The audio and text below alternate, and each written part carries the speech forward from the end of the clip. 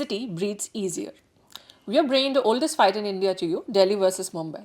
I'm Tina Das, a senior correspondent in Dil Se Delhi Valley, and with me I have Anjali Thomas, a Bombayite at heart and the deputy editor of Ground Reports. Welcome to this episode of the Mumbai-Delhi Express, and we are going to discuss pollution. Oh, I've been waiting for this one. Like, really waiting for this one. Delhi doesn't have much of a leg to stand on now, does it? I mean, the last I checked, Delhi's AQI was touching 300 and Bombay's was like 171. So, yeah. All I'm going to say is it's just sad that we are comparing 170 and 300 simply because the situation is dire in clearly both the cities. That of is course, true. Delhi is faring way worse, and it has been increasingly so over the past few years. I've spent 15 years here, and I think I have just seen the downward slide from back in 2010 to 2024, like 14 15 years. Just wanted to be sassy slightly and just tell Anjali that it's still okay because I still won 9 of the 10 rounds we've had so far. So I can offer it to her. This round I can offer it to her. But on a serious note, this is like a major problem that ails both the cities.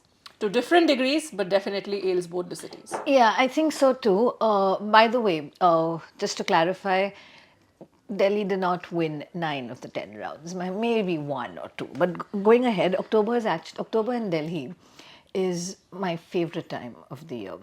Having lived in Mumbai, of course, Bangalore, Chennai, Delhi October, there's a dip in the temperature. There's the festivities because of Diwali towards the end of the month, and for once you can make use of all the gardens, the open spaces that the city has to offer, and then suddenly you find yourself unable to breathe, and that is just so sad because it's the same headlines that year in and year out. Having said all this, I don't think Mumbai, as you pointed out, has any say in this. Last year in Bombay was scary.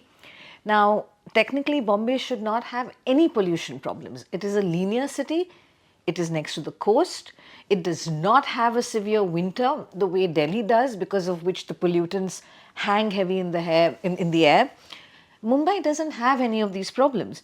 But last year, the pollution levels reached an all-time high, to the point where there was a direct comparison between Bombay and Delhi on pollution levels, which was a shock. There were a whole lot of measures put into place. So I think both cities had it rough last year. And this year, it's already started in Delhi, and I'm sure when Bombay is still hot. My parents tell me they still use the air conditioner.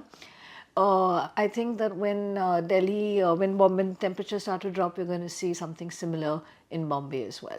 I think that Bombay's temperature remains like air conditioner user level. I think even late November, because I was there last year for a reporting assignment, and I couldn't figure out for the life of me what's happening, because you take a flight from Delhi wearing sweaters, and then the moment you eat, you have to just take it off or you're going to die.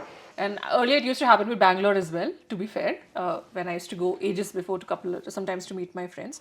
But coming back, I think, the primary thing that I'm concerned with is how Bombay's, what is wrong with Bombay at this point, because like you pointed out, there's the coastline, so it should not be happening. That should be already absorbing literally everything. Yeah. Now, in case of Delhi, of course, it's a other problem. And like you mentioned, there have been stopgap measures. There was the odd even organized. Did that work? There was the odd even method, which was basically with different car licenses, you can only take out one. But the problem is it's Delhi, right? Which means we like to have more than one car. So what basically happened was that families who had 3 cars, one would be at least odd and the other would at least be even. So they would just take out 1 car instead of maybe 3. That's the only thing that happened. But people tried to find, loopholes even in that, and it ended up angering people. The other problem is no matter how many times, and these are futile. Like so many years I have lived here. All the firecracker ban is completely futile. You go to any gully, in Delhi, there'll be kids bursting crackers and their parents would be standing right there. Sometimes the parents bursting crackers, teaching the kids how to. And I could never fathom, because you're standing and breathing that same air as I am. Like it's not like you have some separate situation going on. Every year the sale of air purifiers will go up exponentially. And every year, of course, Diwali makes it worse because see, the problem is Delhi being such a business city. They tend to, this is the time to show off your wealth to the maximum. You know where we should go? Kolkata. I just read a report which says that both Mumbai and Delhi, there's no hope. They both record poor AQI levels, of course, one being far more than the other. But Kolkata is the outlier with 100, with less than 100 AQI. I mean, it has its own different set of problems. But by the way, guys, just wanted to say, if you've never been to Kolkata in December, that's the best time to go. It's just a perfect amount of cold, not Bombay level where you can't figure out if it's summer going on still, or Delhi level where you need at least 6 layers going on. No, Delhi gets cold. Yeah, I mean, but no, I'm saying, no. Bombay gets cold in no, it doesn't. yes, Please in don't December. insult. Please don't insult winter altogether by saying Bombay is cold. But Kolkata is like perfect, and I have been recommended, so I'm sharing this recommendation. I'm not gatekeeping that you should go in December. Park Street is the place to be. It's the best place to visit during Christmas. Apparently, it's the best city to be So in. both of us have abandoned our respective cities and Because have there's now clearly nothing that we moved can on stand to on. another city. But we don't have, like, this is however like truly sad. Like in Delhi, diplomats to foreign correspondents to so many CEOs rush towards Bombay because you just can't stay here. You can't breed here. And last year, Bombay was bad. There were a slew of measures put in, and once again, like with Delhi, all knee-jerk reactions. It's as if we've not had this problem. It's as if all the agencies tackle air pollution like it's a new thing. Never mind that for years, our cities have been are making it on international lists of worst and polluted cities, and people are suffering from lung diseases. Children have asthma, bronchitis, but yet we respond as if it's something so new. And I think sometimes this could be said for all disaster management. Bombay in the rains is no better. It's a death trap in Delhi in winters. It's a death trap in Bombay in monsoon. No, so Bombay we're in just monsoon. competing against just keeping alive at this point. So what was interesting last year, and one of the reasons why Bombay's pollution, one of the reasons went up to abnormally high levels last year was because of the amount of construction work. You're looking at all the massive major projects, which I'm not getting into because we listed it. I did one nice list of it one of the earlier episodes. Massive construction work. Within residential areas, buildings are being torn down, and towers are coming up because the whole landscape of Bombay is changing. And what the BMC did is they went into what they called a deep clean drive for Bombay. Oh yeah. The idea being that every ward they would clean the area, remove all the garbage, kind of spray water across the area in the hope of keeping as part of its anti-pollution drive. And they've set aside 80 crore. I think last year they set aside 80 crore for this year. It's as if they were like, what is going to happen again? So I don't know how much of these drives really help, because people in Delhi tell me that the measures that are used by the government here are not very effective.